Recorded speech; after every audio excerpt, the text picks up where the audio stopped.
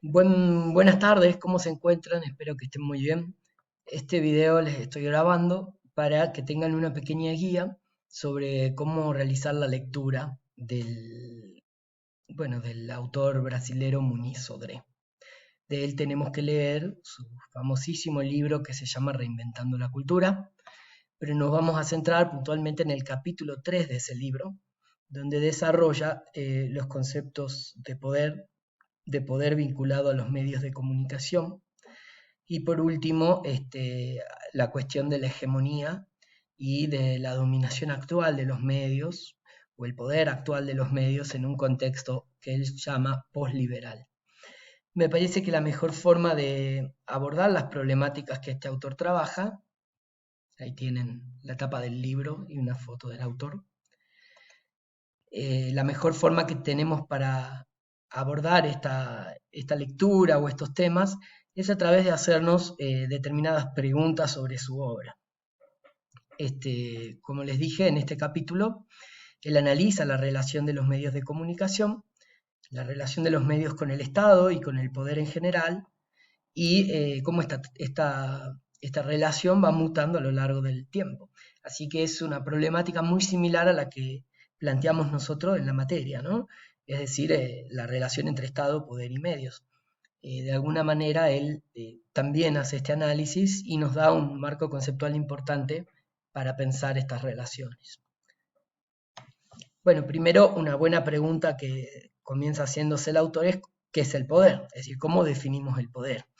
En este sentido, me parece que él retoma algunas reflexiones que tienen que ver con, la, con lo que se conoce como la teoría de la realpolitik, ¿no? Que está de alguna manera trabajada mucho por Maquiavelo en los inicios de la modernidad, pero también tiene otros pensadores como por ejemplo Max Weber, ¿no? El sociólogo alemán, y que trabaja sobre todo en la idea esta de que el poder tiene que ver tanto con una capacidad coactiva del poder, así también como una respuesta positiva por parte de los dominados. Es decir, el poder es más, se convierte en una cuestión más eficiente, más efectiva, mientras los dominados reconocen como legítimo el mandato que ejerce la persona a la que deciden responder ese mandato u otorgarle esa legitimidad de mandato. Es decir, en este sentido el poder sería una relación social. En Weber, por ejemplo, es muy importante la separación que él hace entre poder y dominación.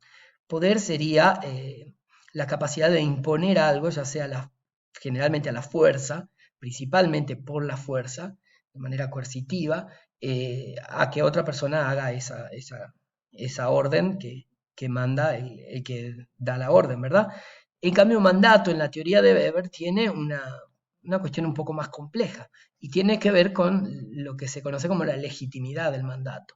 Es decir, no se trata solo de la capacidad de la persona que manda a dar la orden de que esta orden sea realizada, sino que además los que obedecen esa orden deben desear esa orden o por lo menos reconocerla como algo legítimo, es decir, como algo necesario y de alguna manera obedecer no solo por la orden en sí, sino también por la deseabilidad de la orden, ¿sí? Algo que, por ejemplo, Emil Durkheim va a trabajar muy bien, ¿no? Es decir, la relación entre la obediencia y la deseabilidad que hay en toda relación de poder. Lo que va a hacer Muniz Sodré también es rescatar algunos conceptos de Maquiavelo y va a decir que lo que el poder trata de hacer es de borrar sus huellas, ¿no? Es decir, de probar constantemente o de demostrar constantemente su no existencia.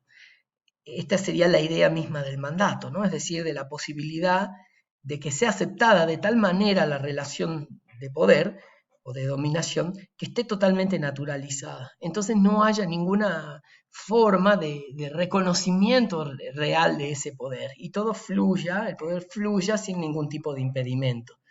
Obviamente esto sería un tipo ideal, un tipo puro de poder. Sabemos que siempre donde hay poder hay resistencias al poder, podríamos decir un poco con Foucault, ¿no?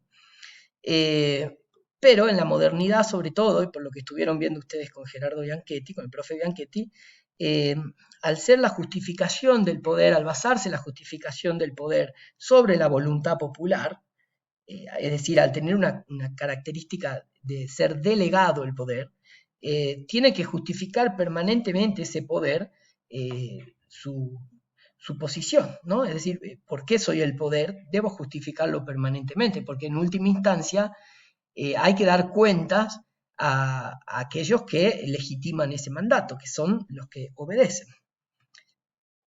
En este sentido, propone él al poder como una ilusión, ¿no? Al poder como una ilusión.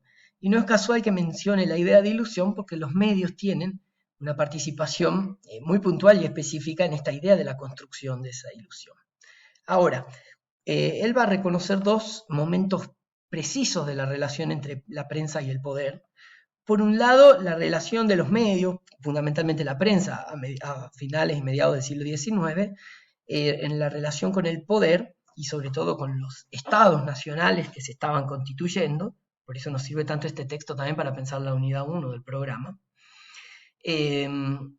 Dice, en un principio la prensa fue constituyendo un poder intrínseco, ¿no? Es decir, propio de la propia formación de estos diarios, de esta prensa, que eran capaces de denunciar y revelar los ocultamientos del poder y el secretismo de las decisiones del Estado. Recordemos, por ejemplo, que en un contexto de un orden conservador, como el que era Argentina en la década de 1880, donde las masas populares no participan de la política, la prensa se piensa a sí mismo como ese organismo de denuncia, ¿no? Él va a decir como un ministerio público frente al ocultamiento y a los secretismos de un Estado que estaba gobernado por élites y que mantenía el poder reservado para unas pocas personas.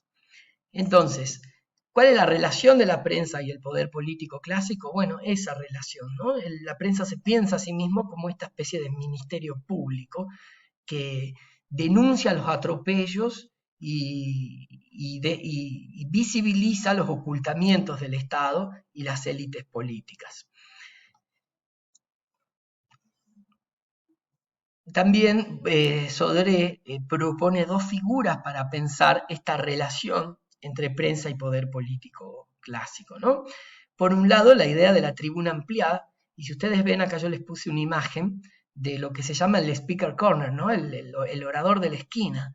Justamente los medios se piensan como si fueran este speaker corner o este orador de la esquina, que lo que hace es amplificar de alguna manera y llevar el mensaje a la sociedad civil de las decisiones políticas que se toman. Esto, por supuesto, tiene sentido en una sociedad donde la democracia o bien es una ficción o bien está fuertemente restringida a ciertos sectores de poder, ¿no? Algo que un autor, Natalio Botana, por ejemplo, va a llamar la república restrictiva. Y por otro lado, también se piensa a sí misma la prensa clásica como una correa de transmisión. Y ahí les puse la imagen del presidente con los diarios de la pandemia. No sé si se acuerdan cuando mandó a pedir que todos los diarios del país publicaran una misma tapa respecto al tema del coronavirus. Bueno, hay que pensar en este sentido una correa de transmisión como una especie de esto, ¿no? de línea, de puente que se teje entre la sociedad civil y el poder, ¿sí? Y que permite habilitar mecanismos de comunicación entre el poder y la sociedad civil. Sobre todo él dice, ¿no? Una sociedad civil que es heterogénea y un Estado que se percibe como homogéneo, por lo menos con cierto criterio unitario, ¿no?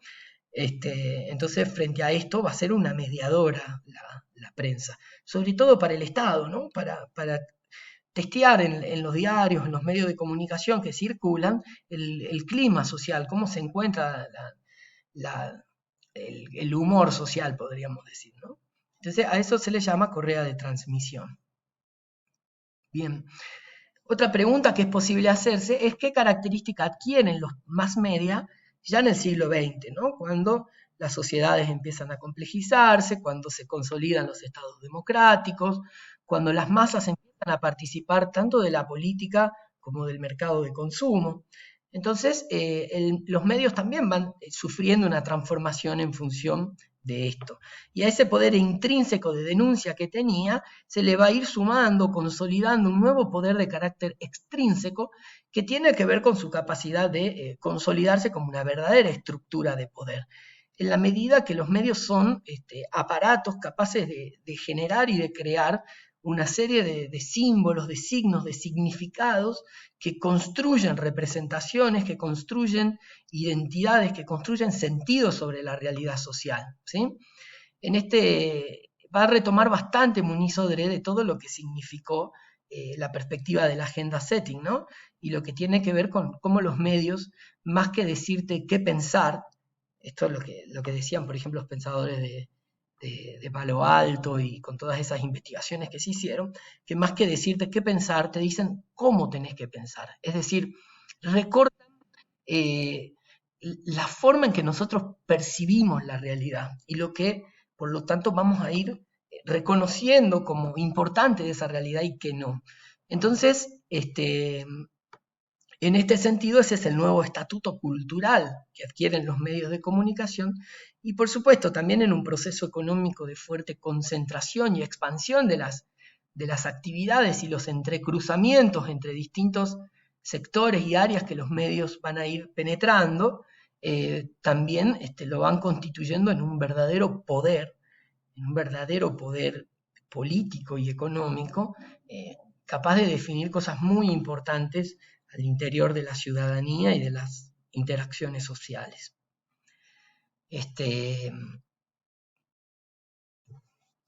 Por último, también hay que pensar, otra pregunta es esta de los medios como intelectuales orgánicos, ¿no?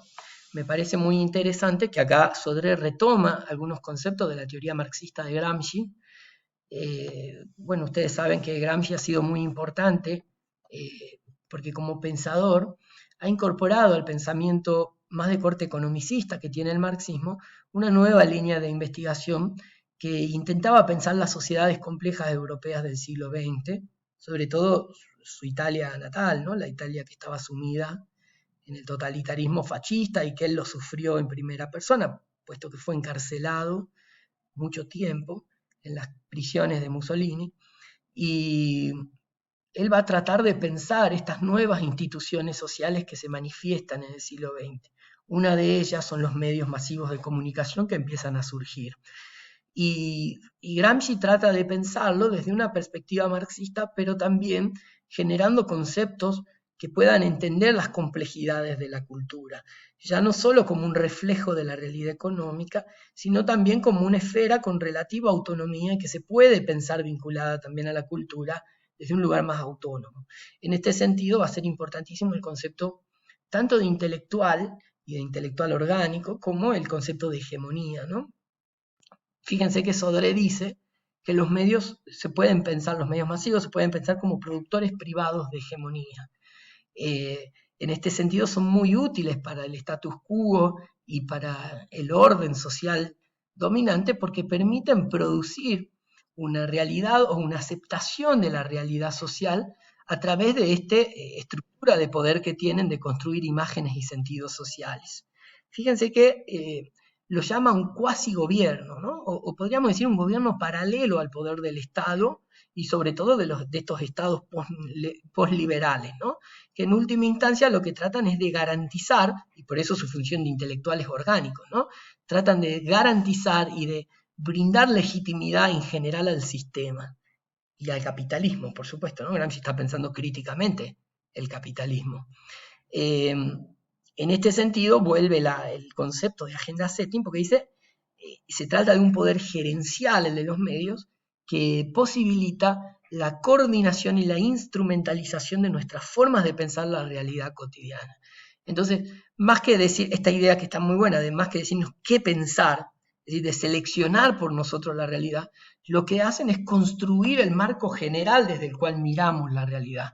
Entonces, en ese sentido, más que qué pensar, nos dice cómo pensar, con qué instrumentos pensar, desde qué prisma pensamos nosotros la realidad. Y en ese sentido, la dominación es todavía más profunda y eficiente, ¿no? Por eso me parece fundamental este aporte que hace Muniz Sodré y esta recuperación que hace de Gramsci.